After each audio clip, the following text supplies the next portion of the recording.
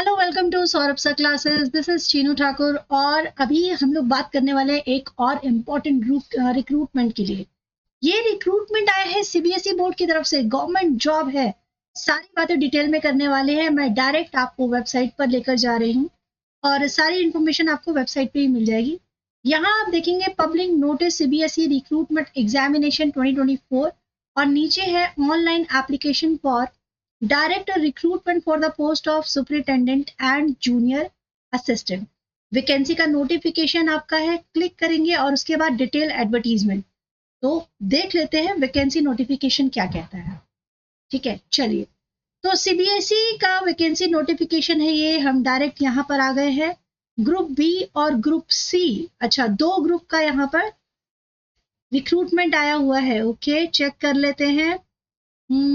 Yes, examination of secondary senior secondary level है और board intend to invite online application for the interested and eligible Indian citizen candidates on direct recruitment basis through an all India competitive examination for filling up the following post. Okay, क्या information है यहाँ पर? Post code है आपका 10/24 group B. Detail of post है superintendent pay, level 6 मिलेगा। और SC ST OBC EWS और UR, इन सब का अगर मैं नंबर्स ऑफ रिजर्वेशन मिलाऊं तो टोटल 142 सीट्स यहाँ पर वैकेंसी है। और ग्रुप सी की बात की जाए, जूनियर असिस्टेंट पे लेवल 2, तो SC में 9 पद, ST 9 reservation, OBC 34 reservation, economic week section 13 reservation और जनरल कैटेगरी में 5 रिजर्वेशन है। तो टोटल हो जाता है 70। ओके, तो आपको ये पता चल ही गया कि आपकी ये पोस्ट है PWBD, यानी कि फिजिकल जो प्रॉब्लम में है उनके लिए भी अलग अलग पोस्ट रखी गई है। हॉरिजेंटल रिजर्वेशन के अंतर्गत वर्टिकल रिजर्वेशन, हॉरिजेंटल रिजर्वेशन, दो तरह के रिजर्वेशन होते हैं। ऑनलाइन रजिस्ट्रेशन एप्लीकेशन जो है जनवरी 2 जनवरी से स्टार्ट हो गया है और लास्ट डेट है 31 जनवरी। ठीक है, यहाँ पर आपका ये सारा चीज़ें है। अब हम थोड़ा सा और इसके अंदर जाते हैं और डिटेल में और थोड़ी सी जानकारी निकालते हैं। आई गेस अब आप लोगों को फॉर्म क्लियर नजर आ रहा होगा, राइट? ओके, सारी चीज़ें क्लियर है। चलिए, फॉर्म फिलअप स्टार्ट हो चुका है और देख लेते हैं और क्या जानकारी हमें मिलती है। डिटेल में जानकारी के लिए वापस आप उसी शीट में आएंगे तो यहाँ पर आपको डिटेल एडवर्टीजमेंट का ऑप्शन मिलेगा। ठीक, उसके साथ में जहाँ पे आप नोटिफिकेशन देख रहे हैं, ये वाला डिटेल वाला, ठीक है ना। तो अगर ये आप क्लिक करेंगे तो आपके सामने पूरा विंडो ऐसे ओपन हो जाएगा। ओके, चलिए अब जान लेते हैं यहाँ पर सारी चीज़ें क्या क्या यहाँ पर इंफॉर्मेशन हमें मिल जाती है, देख लेते हैं। ओके, यस, तो आपका थोड़ा सा जूम कर लेते हैं। देखिए अभी क्लियर नजर आ रहा है क्या? जूम कर दिया, ठीक है। चलिए, पोस्ट कोड आपका हम लोग डिस्कस कर चुके हैं। पोस्ट कोड के बारे में बढ़ते हैं थोड़ा सा आगे। ये सारा आपका डिटेल में बताया गया है। जो SC हैं उनका schedule caste, ST, schedule tribe, मतलब फुल फॉर्म दे दिया गया है। ऑनलाइन रजिस्ट्रेशन का डेट 2 जनवरी 31 तक है। ठीक है, 31 जनवरी से पहले पहले आप लोग फॉर्म फिलअप जरूर कर दीजिएगा। लास्ट डेट है ऑनलाइन एप्लीकेशन की, पूरा ऑनलाइन एप्लीकेशन है।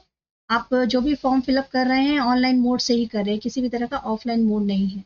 ठीक है, एक्स सर्विस मैन के लिए भी यहाँ पर ऑप्शंस दिए गए हैं कि जो कि किसी रैंक पर सर्विस कर चुके हैं उनके लिए यहाँ पर ऑप्शन है, और जो रिटायर हो चुके हैं उनके लिए भी ऑप्शन है। तो ये सारी चीज़ें आप डिटेल में पढ़ लीजिएगा जो जिसके फेवर में है। ठीक है, और हर तरह का, मतलब आर्मी, डिफेंस, हर तरह का जो भी सर्विस पर्सन है उनके लिए कुछ ना कुछ यहाँ पर ज़रूर मेंशन किया गया है, तो आप ज़रूर पढ़िएगा। ठीक है, बढ़ते हैं और थोड़ा सा आगे। Reservation for person with benchmark disability यानी PWBD, ठीक है, जैसे ब्लाइंडनेस है, लो विजन है, डेफ एंड हार्ड हेयरिंग है, लोकोमोटर डिसेबिलिटी है, सेरिब्रल पैल्सी, लेप्रोसी, ये सारी चीज़ें उसमें आती हैं। ओके, अब आ जाते हैं इसके सिलेबस को देख लेते हैं। पहले स्कीम क्या है इसकी देखते हैं। ओके, आप फॉर्म फिलअप जब करेंगे तो मोड ऑफ पेमेंट आपका रहने वाला है, आप किसी भी डेबिट कार्ड से, क्रेडिट कार्ड से फॉर्म फिलअप कर सकते हैं, अपना पेमेंट दे सकते हैं। और जब सक्सेसफुल हो जाएगा कंप्लीशन तो एक ई रिसिप्ट जो है जनरेट होगी, वो आप डाउनलोड ज़रूर कर लीजिएगा। अगर बाई चांस आपका पेमेंट फेलियर होता है तो फेलियर पेमेंट में फिर से कैंडिडेट को कहा जा रहा है कि आप अपना लॉगिन करेंगे दोबारा से सारा जो पासवर्ड है, सब कुछ, रजिस्ट्रेशन नंबर है, फिर से फिलअप करेंगे, उसके बाद आप पेमेंट करेंगे। ठीक है, सेम उसी लिंक में बैक जाके आप पेमेंट मत कीजिएगा। ओके, क्रेडिट कार्ड यूजर्स के लिए है कि all charges are listed in Indian rupees. If you use a non Indian credit card your bank will convert to your local currency. ये उनके लिए है जो कि इंडियन कार्ड यूज नहीं कर रहे, तो ऐसा तो ना के बराबर ही होगा। ठीक है, अब देख लेते हैं स्कीम ऑफ एग्जामिनेशन क्या है। Superintendent, there will be 2 tier examinations followed by skill test. ठीक है, एक तो आपका एमसीक्यू बेस्ड होगा, ओआर बेस्ड, जो टेयर 1 एग्जामिनेशन होता है और जिसका रेशियो रहता है कैंडिडेट का 1/10। ठीक है, और टेयर 2 जो है वो रिटन है, पूरा डिस्क्रिप्टिव एग्जाम रहने वाला है।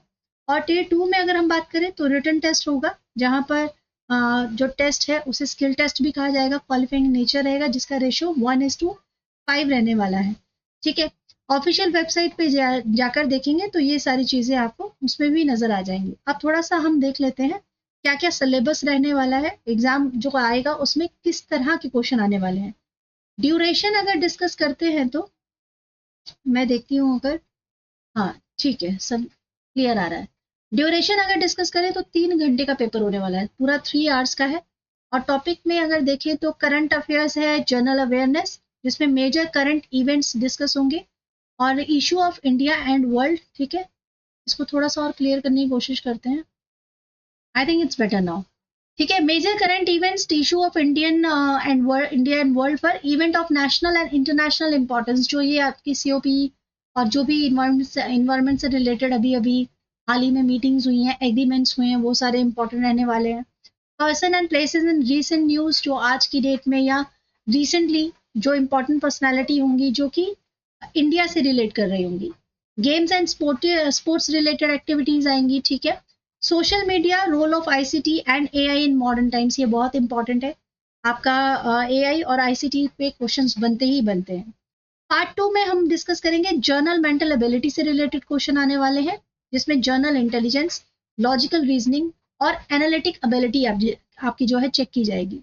एनालिटिक रीजनिंग, मेंटल एबिलिटी में जैसे नंबर सीरीज है, लेटर सीरीज है, ऑड मैन आउट है। ठीक है, और coding, decoding, problem relating questions हो गए, फिर शेप्स और सब सेक्शंस वाले क्वेश्चंस हो गए, तो वो सब आएंगे। बेसिक न्यूमरेसी वाले क्वेश्चंस जो होते हैं, elementary knowledge of mathematicals and statistically analysis वाला आएगा, एंड डेटा एनालिसिस, ये आएगा आपका। पार्ट 3 की अगर मैं बात करूँ तो पार्ट 3 में arithmetical and numerical ability, data interpretation वो सारा टेबल वाला रहता है। तो यदि आप चाहें तो उसकी एक मैंने ट्रिक क्लास बनाई हुई है मैथमेटिक ईजी करने के लिए, तो मैं उसका लिंक भी शेयर कर दूंगी। रिथमेटिक में नंबर सीरीज, जितना भी नंबर सिस्टम वाले क्वेश्चंस है, natural number, whole number, regional number, irrational numbers, ये सारी चीज़ें जो हमारी बहुत जूनियर क्लासेस में आती थी, तो वो सारे यहाँ पर आएंगे। एलसीएम, एचसीएफ, ठीक है, नॉर्मल मैथमेटिक्स आता है। अलजेब्रा में बात की जाए तो पॉलिनोमियल्स आएगा, एलसीएम, एचसीएफ, ठीक है, उनके रिलेशंस, रिमाइंडर थ्योरम जो होता है वो सब आएगा। फिर थ्योरी भी आ सकती है, जैसे नल सेट है, सबसेट है, प्रॉपर सबसेट है, तो ये सारा भी आएगा रिथमेटिक के एरियाज में। ज्योमेट्री से भी क्वेश्चंस आएंगे और स्टैट से भी आएंगे। ठीक है, ज्योमेट्री में जैसे construction and theorem regarding triangle से रिलेटेड, जो ट्राइंगल्स के सारे रिलेट करते थे क्वेश्चंस, वो सब आने वाले हैं। Volume and surface area of sphere, तो जितना भी इसके आपके जो इंपॉर्टेंट ऑब्जेक्टिव्स रहते थे वो सब यहाँ डिस्कशन होगा। स्टैट्स में देखा जाए तो collection of data, classification of data, frequency distribution, dilution और कम्युलेटिव फ्रीक्वेंसी, स्टैट से रिलेटेड आपका सारा इंपॉर्टेंट जो क्वेश्चंस बनता है सारे एग्जामिनेशन में, वो इसमें आएगा।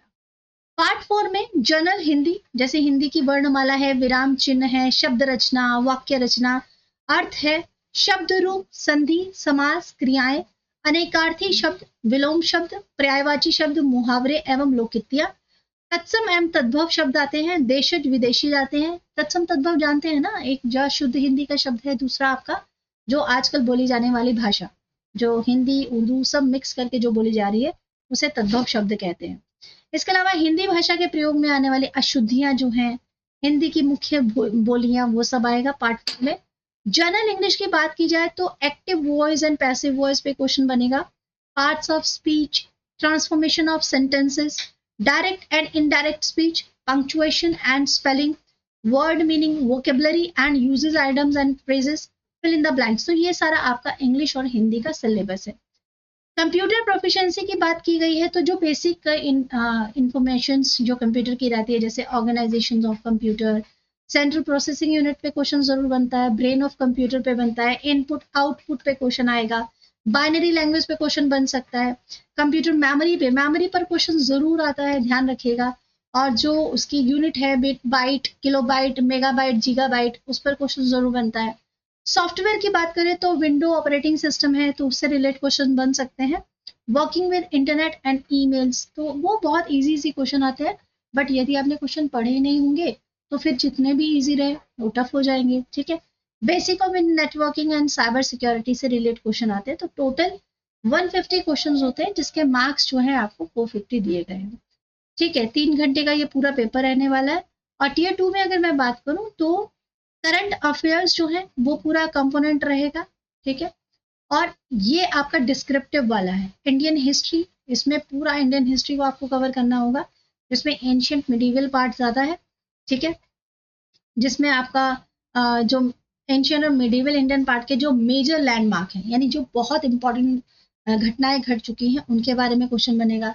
History of Indian culture covering the salient aspects of art forms, ठीक है, जिसमें लिटरेचर है, आर्किटेक्चर है, मेजर डिनेस्टी और उनके एडमिनिस्ट्रेटिव सिस्टम पे क्वेश्चन बन सकता है, जैसे गुप्ता सिस्टम था, मॉडर्न डिनेस्टी था, फिर तुगलक डिनेस्टी है, जो चेंजेस हुए, मार्केट पॉलिसी लेकर आया था अलाउद्दीन खिलजी, वो सारा यहाँ पे डिस्कशन होगा।